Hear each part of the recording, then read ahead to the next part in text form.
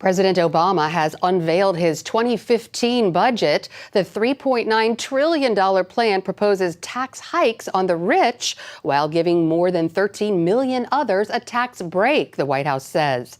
The budget also cuts Social Security benefits and puts more toward education, job training, and infrastructure.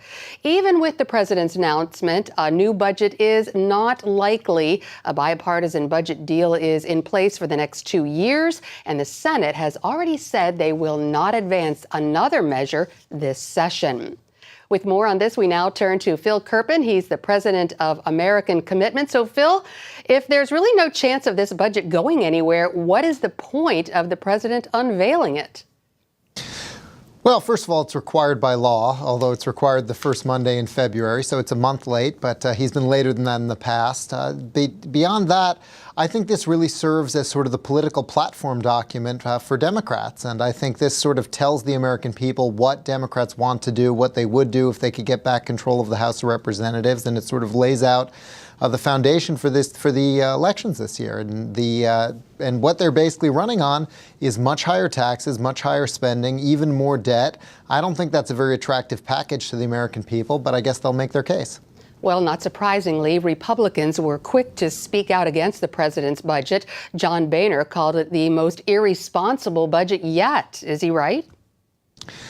Well, I think it certainly is a little bit more reckless in terms of the numbers than the previous budgets that we've seen. And probably the most outrageous thing to me is we've just gone through all of these very difficult bipartisan negotiations. We had the Budget Control Act with sequestration. We had the shutdown.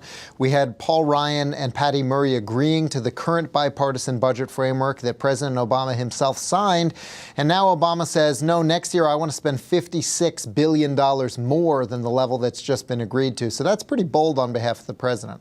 Well, in a direct contrast to the president's budget proposal, Congressman Paul Ryan released a report this week that concludes that 50 years of social welfare spending has been ineffective. How do you think voters will see this issue come November? Well, I think it's interesting because you've got both parties now very focused on the poverty issue. The White House is saying we just need to spend even more taxpayer money and we'll somehow eliminate poverty. So they want to sort of do more of what we've been doing for the past few decades. Republicans are saying, wait a second, the problem is not that we aren't spending enough money. The problem is that the way these programs are structured, we're paying an awful lot of people who could be working not to work. And I think, that's something voters are going to have to decide which vision they prefer in November. But I think what Republicans are saying makes an awful lot of sense when you consider how much money we've already spent on these programs for not very good results. Well, Phil Kerpen, thanks for your insights. Always great to hear from you. My pleasure.